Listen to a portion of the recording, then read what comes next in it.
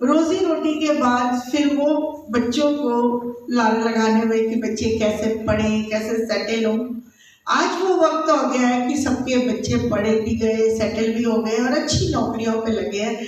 तो अब आया तो क्यों ना राजनीति में भी अपनी भागीदारी की जाए, क्योंकि सिंधी समाज जैसा कि इन्होंने बताया कि सब चीज़ों में आगे है, उसको मैं रिपीट नहीं करूँगी, सब में आगे है, लेकिन राजनीति में हर कोई जो है इंटरेस्ट कम दिखा रहा है।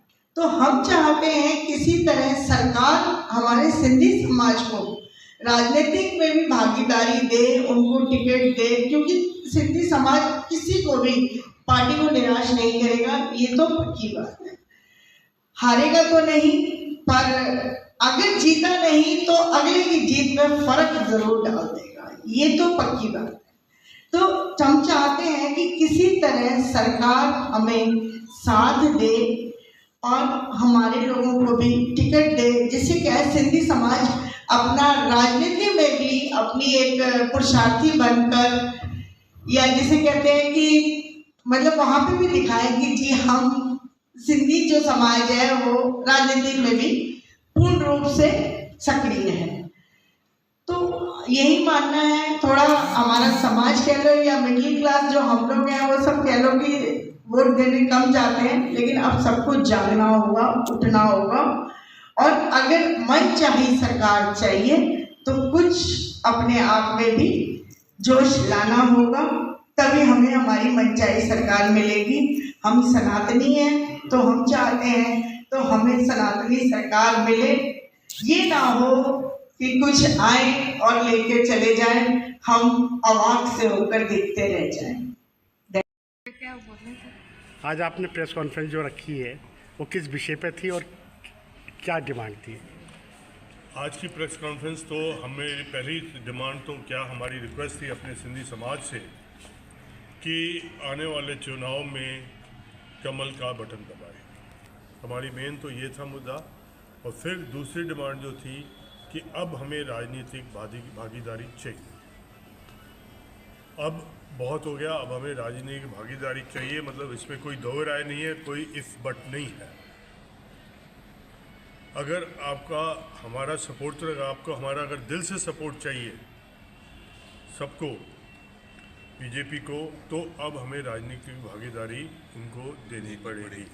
आज आप कुछ संदेश देना चाह रहे थे चुनाव के ऊपर में, जो झारखंड महाराष्ट्र में चुनाव हो रहे हैं उसमें कुछ संदेश देना चाहे थे? उसमें संदेश यही था कि कमल का बटन दबाए। और वो बटन क्यों दबाना है, क्योंकि तीन चीज़ें हैं, राम मंदिर, आर्टिकल 370 और CAA। ये तीनों बहुत महत्वपूर्ण चीज़ें हैं जो हुई हैं पिछले 10 सालों में, जो कि कभी हमने शायद ख्वाब में सोचा नहीं था। और हम एक तरीके से, मैं तो कहता हूँ, हम अपने आप को बहुत खुशनसीब मानते हैं कि हमें ये सब चीज़ें देखने को मिली हैं। हमारे बड़े बुजुर्ग राम मंदिर का सोचते सोचते चले गए, जिन्होंने कुर्बानियाँ दी आर्टिकल 370 के बारे में, और CAA का भी कितने सालों से हमारे भाई बंधु आके पाकिस्तान से और वहाँ से आके यहाँ पे बैठे हुए थे, जो एक ऐसी मतलब कि बहुत ही जिल्लत भरी ज़िंदगी गुजार रहे थे जिनका कुछ पता नहीं था। अब वो एक इज़्ज़त भरी ज़िंदगी उनको और उनके आने वाले बच्चों को मिलेगी। अशोक जी जी, अपील किया है, वो अपील है क्या?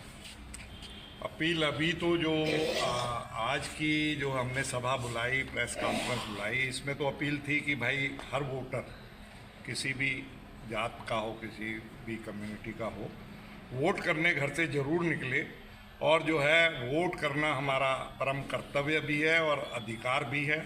और हमें अपनी गवर्नमेंट, अपनी सरकार बनानी है, अपना नेतृत्व खुद करना है पहले तो, उसके बाद हमारी इच्छा की सरकार बनेगी तो वो हमारा जो है हमारी बातों पे गौर करेगी।